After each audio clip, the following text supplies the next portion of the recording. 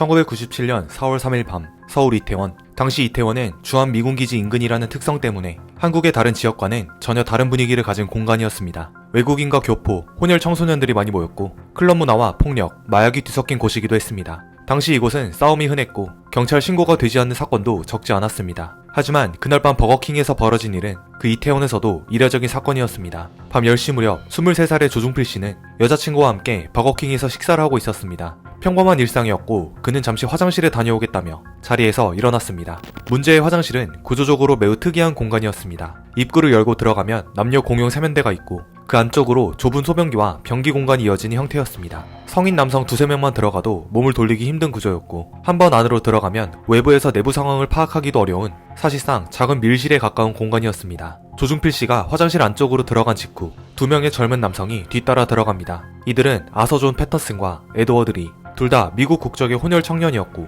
당시 이태원 일대에서는 폭력적 행동과 문제 소지로 이미 여러 차례 이름이 오르내리던 인물들이었습니다. 특히 패터슨은 칼을 소지하고 다닌다는 소문이 돌 만큼 공격적인 성향으로 알려져 있었습니다. 화장실 문이 닫히고 그 안에서 벌어진 시간은 약 10초. 그 짧은 시간 동안 조중필 씨는 무려 9차례 칼에 찔렸습니다. 몸싸움이나 우발적 폭행으로 보기 어려운 수치였죠. 상처의 위치는 목과 상체에 집중돼 있었고 그중 일부는 치명적인 경동맥 인근을 정확히 관통했습니다. 이는 상대를 제압하려다 실수로 발생한 상처라기보다는 명확한 사리가 동반된 공격에 가깝다는 평가가 나올 수밖에 없는 지점입니다. 중요한 건 이 모든 일이 화장실 밖에서는 거의 인지되지 않았다는 점입니다. 조중필 씨의 여자친구는 화장실 문 앞에서 햄버거를 들고 그를 기다리고 있었습니다. 안쪽에서 둔탁한 소리가 들렸지만 사람이 넘어지거나 누군가 부딪히는 정도를 생각했을 뿐 그 안에서 살인이 벌어지고 있다고는 상상하지 못했습니다. 밝은 패스트푸드점 한가운데서 문 하나를 사이에 두고 생과 사가 갈린 순간이었죠. 잠시 후 화장실 문이 열리고 패터슨과 에드워드 리가 밖으로 나옵니다. 여기서부터 이 사건은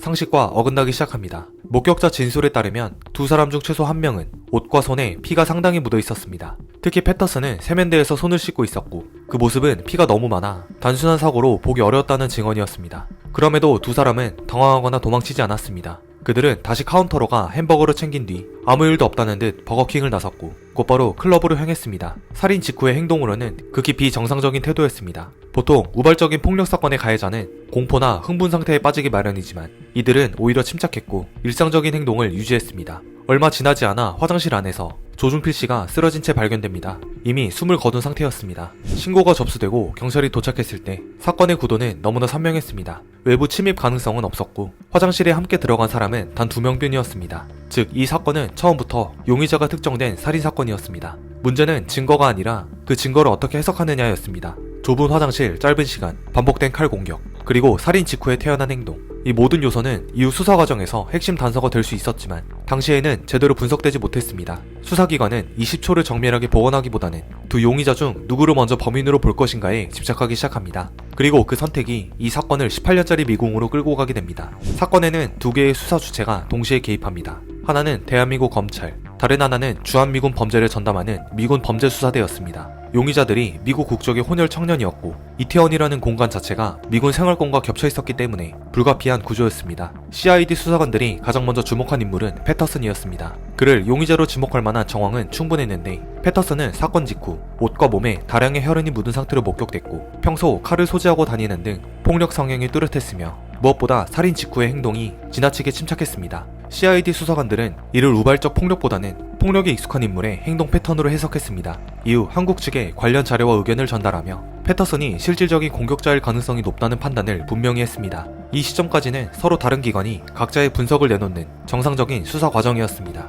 그러나 문제는 한국 검찰의 판단 방향에서 시작됩니다. 한국 검찰이 주목한 인물은 처음부터 에드워드 리였습니다. 이유는 지극히 직관적인 판단 때문이었는데 에드워드 리는 키가 크고 체중이 100kg이 넘는 거구였고 반면 패터슨은 상대적으로 체구가 작았습니다. 그리고 여기에 하나의 의학적 소견이 더해집니다. 부검인은 사망 원인과 상처 형태를 분석한 뒤 상처의 각도와 위치로 볼 때 범인은 피해자보다 키가 크거나 같았을 가능성이 있다는 의견을 제시합니다. 사실 이건 확답이 아니라 참고용일 뿐이었습니다. 하지만 검찰은 이 말을 자기들에게 유리하게 해석해버립니다. 키가 커야 한다는 말을 힘이 세야 한다로 바꾸고 결국 덩치 큰 에드워드가 범인일 수밖에 없다는 결론을 미리 내려버린 겁니다. 이제 수사는 범인을 찾는 과정이 아니라 에드워드를 범인으로 만들기 위해 증거를 끼워 맞추는 작업이 되어버렸습니다. 결정적인 역할을 한 도구는 거짓말 탐지기였습니다. 당시 한국 사회에서 거짓말 탐지기는 지금보다 훨씬 강한 신뢰를 받던 수사 기법이었고 검사 결과는 사실상 유죄 판단의 보조 근거처럼 활용되곤 했습니다. 검사 결과 에드워드 리는 질문에 대해 불안정한 생체 반응을 보였고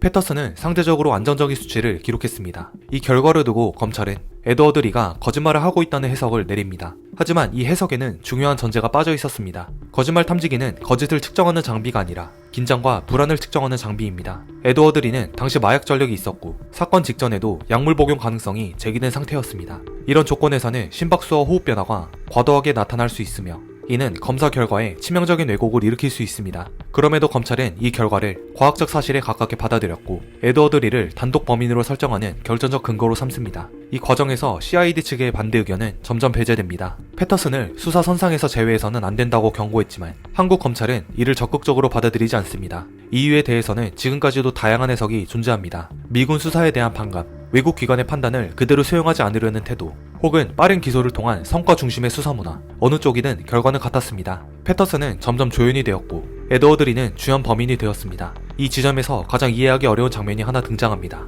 패터슨이 화장실 세면대에서 손을 씻고 있었다는 종업원의 목격 증언, 손과 옷에 피가 상당히 묻어 있었고 행동이 비정상적으로 침착했다는 내용. 하지만 재판 과정에서 이 증언은 거의 비중 있게 다뤄지지 않습니다. 왜일까요? 이 증언을 받아들이는 순간 패터슨은 범인일 리 없다는 검찰의 시나리오가 무너지기 때문입니다. 수사는 결국 선택을 합니다. 불편한 증거는 옆으로 밀어두고 이미 만들어진 이야기와 맞는 증거만을 중심에 둡니다. 이렇게 해서 하나의 공식 시나리오가 완성됩니다. 환각 상태에 빠진 거구의 에드워드 리가 피해자를 공격했고 패터슨은 현장에 있었지만 주도적 역할은 하지 않았다. 하지만 이 시나리오는 실제 현장 상황과 앞뒤가 맞지 않았습니다. 10초라는 짧은 시간, 비좁은 장소, 그리고 급소를 정확히 노린 공격들. 이 모든 정황은 범인이 힘센 거구가 아니라 칼을 다루는 데 능숙하고 대담한 인물임을 말하고 있었습니다. 현장은 계속해서 진짜 범인이 누구인지 신호를 보내고 있었지만 검찰은 그 경고를 끝내 외면했습니다. 이 사건의 수사는 사실상 방향을 잃었으며 이 잘못 끼워진 첫 단추는 곧 법정이라는 되돌릴 수 없는 단계로 넘어가게 됩니다. 에드워드 리에 대한 재판은 처음부터 순탄치 않았습니다.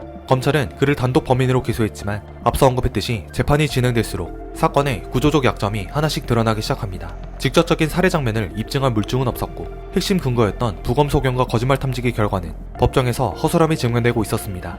그럼에도 1심과 2심 법원은 에드워드 리에게 유죄를 선고합니다. 당시 재판부는 정황 증거들을 종합하면 유죄로 볼 수 있다는 판단을 내렸습니다. 하지만 대법원의 판단 기준은 달랐습니다. 대법원은 사건을 다시 원점에서 검토합니다. 죄를 입증할 확실한 증거가 있는가를 먼저 본 것이죠. 부검 결과는 그럴 수도 있다는 추측뿐이었고 거짓말 탐지기는 참고용일 뿐이었습니다. 결국 에드워드가 직접 사람을 죽였다는 확실한 증거는 어디에도 없었습니다. 그래서 대법원은 이 재판을 다시 하라고 돌려보냅니다. 사실상 에드워드에게 죄가 없다고 선언한 셈입니다. 이 판결로 에드워드 리는 법적으로 살인범이 아닌 상태가 됩니다. 에드워드 리가 무죄라면 남은 용의자는 패터슨뿐이었기 때문인데요. 실제로 유가족과 일부 수사 관계자들은 패터슨에 대한 재수사를 강하게 요구합니다. 그러나 검찰은 즉각적인 기소로 나아가지 못합니다. 그 이유는 다음과 같은 부담 때문이었습니다. 첫째, 검찰 스스로 초기 수사에서 패터슨을 배제해 왔다는 점. 둘째, 에드워드 리를 단독 범인으로 몰아붙였던 논리를 스스로 뒤집어야 한다는 점. 셋째, 사건 발생 후 상당한 시간이 흘러 증거 확보가 더욱 어려워졌다는 점.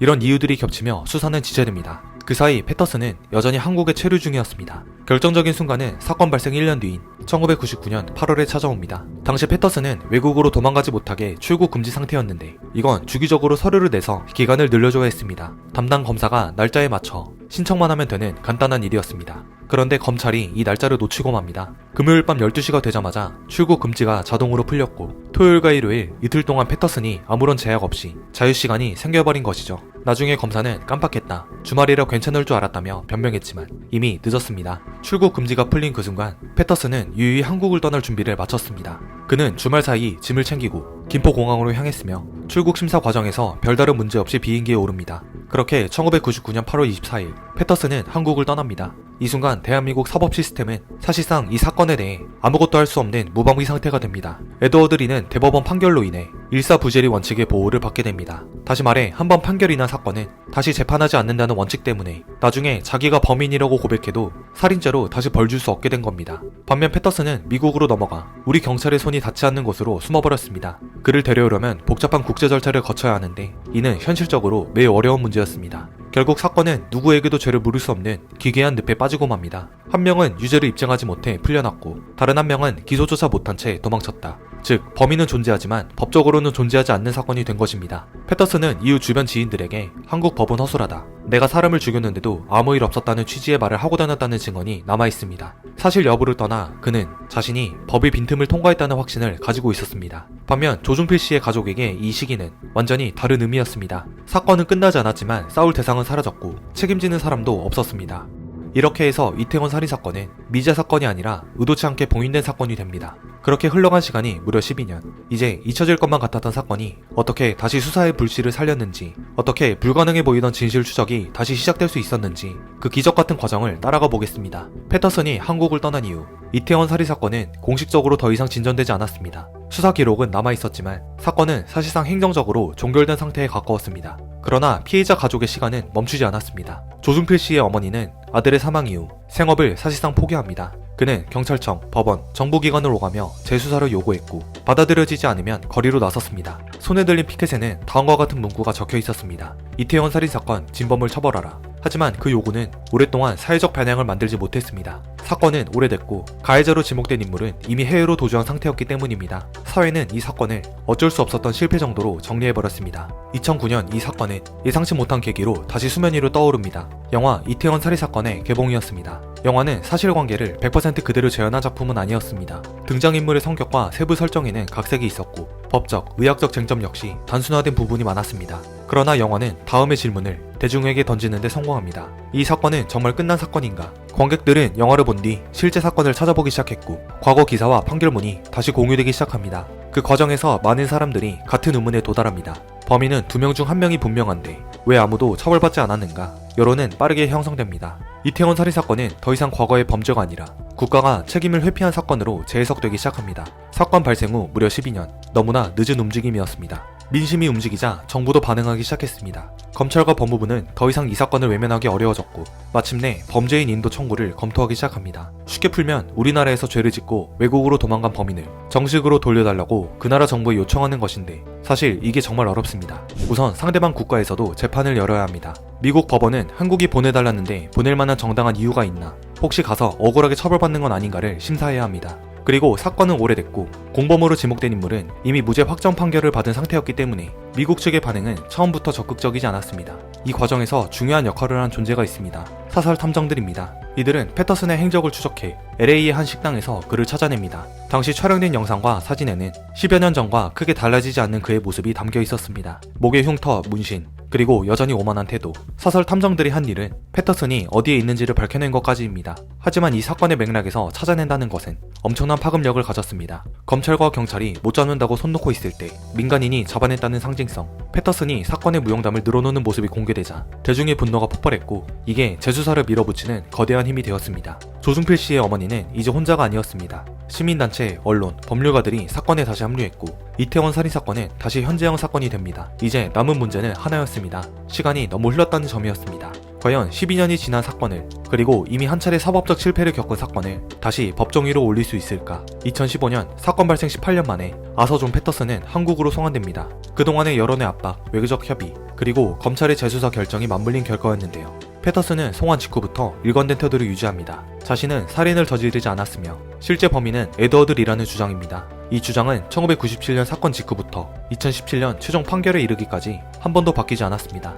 그러나 이번 재판에서 중요한 점은 피고인의 주장 자체가 더 이상 핵심이 아니라는 사실이었습니다. 재수사에서 검찰이 집중한 것은 진술이 아니라 현장에 남아있던 물리적 흔적이었습니다. 1997년 사건 당시 화장실에는 상당량의 혈흔이 남아있었지만 당시 수사 환경에서는 이를 정밀하게 분석할 기술과 경험이 충분하지 않았습니다. 대부분의 혈흔은 단순히 피가 많이 묻어있었다는 수준으로만 기록됐습니다. 2015년 재판에서는 접근 방식이 달라집니다. 검찰은 혈흔 형태 분석, 즉 BPA 기법을 본격적으로 도입합니다. 이 기법은 혈흔이 튄 각도, 방향, 분포, 형태를 분석해 당시 공격자의 위치와 움직임을 역으로 추적하는 과학수사 방법입니다. 핵심은 혈흔이 우연히 튀는 것이 아니라 일정한 물리법칙을 따른다는 점입니다. 전문가들은 사건 당시 화장실 내부를 최대한 원형에 가깝게 재현합니다. 세면대의 높이, 벽과 바닥의 거리, 피해자의 키와 신체 조건, 그리고 칼에 의한 손상의 방향까지 모두 분석 대상이 됩니다. 분석 결과는 비교적 명확했습니다. 첫째, 혈흔의 분사 각도는 공격이 피해자의 오른쪽 뒤쪽에서 이루어졌음을 가리켰습니다. 둘째, 혈흔이 튄 높이와 방향을 종합하면 공격자의 위치는 피해자보다 키가 크기보다는 작거나 비슷한 높이였다는 결론이 도출됩니다. 셋째, 반복된 자창의 각도와 깊이는 공격자가 단순히 휘두른 것이 아니라 비교적 안정적인 자세에서 연속적으로 공격했음을 보여줍니다. 이 결과는 1990년대 수사를 지배했던 과정, 즉 힘이 센 거구와 범인일 것이라는 전제를 정면으로 부정하는 것이었습니다. 법정에서는 혈흔 형태 분석 결과가 구체적인 도표와 실험 영상으로 제시되었고 수치와 물리적 조건에 기반한 재현이었기 때문에 방어 측에서도 이를 부정하기는 어려웠습니다. 특히 중요한 점은 이 분석이 에드워드 리의 위치와는 물리적으로 맞지 않는다는 사실을 명확히 보여줬다는 점입니다. 에드워드 리가 서 있을 것으로 추정되는 위치에서는 해당 혈흔 패턴이 형성될 수 없다는 것이 반복 실험을 통해 제시됩니다. 반면 패터슨이 서 있었을 가능성이 높은 위치에서는 실제 현장과 거의 동일한 혈흔 분포가 재현됩니다. 이 지점에서 재판의 흐름은 결정적으로 바뀝니다. 사건은 더 이상 누가 거짓말을 하는가의 문제가 아니라 누가 물리적으로 가능한 위치에 있었는가의 문제가 됩니다. 2017년 대법원은 하급심 판결을 확정합니다. 아서 존 패터슨에게 살인죄 유죄, 징역 20년이 선고됩니다. 판결문에서 대법원은 혈흔 형태 분석을 핵심 증거로 명시하며 해당 분석이 기존의 정황 증거들과 결합될 경우 합리적 의심을 배제할 수 있다고 판단했습니다. 즉, 이번 판결은 진술이나 인상에 의존한 결론이 아니라 과학적 분석과 법적 기준이 결합된 결과였습니다. 이태원 살인 사건은 이렇게 종결됩니다. 그러나 이 결말이 의미하는 바는 단순히 범인을 잡았다는 사실에 있지 않습니다. 법원은 범인을 처벌했지만 그 과정에서 발생한 수많은 실패와 공백, 그리고 책임의 공백까지 함께 판결한 것은 아니기 때문입니다. 이 사건이 18년이나 걸린 이유는 단 하나가 아닙니다. 첫 단추를 잘못 끼운 수사, 과학보다 직관을 앞세운 판단, 미군 수사에 대한 불신과 조직 내부의 성과주의, 그리고 결정적인 행정 실수까지 이 모든 요소가 겹치며 사건은 걷잡을 수 없이 늘어졌습니다. 만약 영화가 만들어지지 않았다면, 만약 여론이 움직이지 않았다면, 만약 과학수사가 발전하지 않았다면 이 사건은 정말로 끝까지 묻혔을 가능성이 높습니다. 즉, 정의는 스스로 작동한 것이 아니라 외부의 압력에 의해 다시 움직인 것이었습니다. 피해자 조중필 씨의 어머니가 거리에서 외쳤던 말은 사법 시스템이 멈춰 있을 때 누가 그 공백을 견뎌야 하는지를 보여주는 증거였습니다. 그 시간 동안 가해자는 자유롭게 살았고 피해자는 매일 같은 장소에서 같은 질문을 반복해야 했습니다. 왜 우리 아들의 사건은 끝난 건가? 이태원 살인 사건은 더 이상 미제 사건이 아닙니다. 그러나 동시에 완전히 끝난 사건도 아닙니다. 왜냐하면 이 사건은 한 명의 살인범이 아니라 사법 시스템 전체가 어떻게 실패할 수 있는지를 보여준 사례이기 때문입니다. 우리는 이 사건을 기억해야 하는 이유가 있습니다. 범죄가 아니라 방치가 어떻게 또 다른 범죄가 되는지를 증명한 사건이기 때문입니다. 이것이 이태원 살인 사건이 남기는 마지막 기록입니다.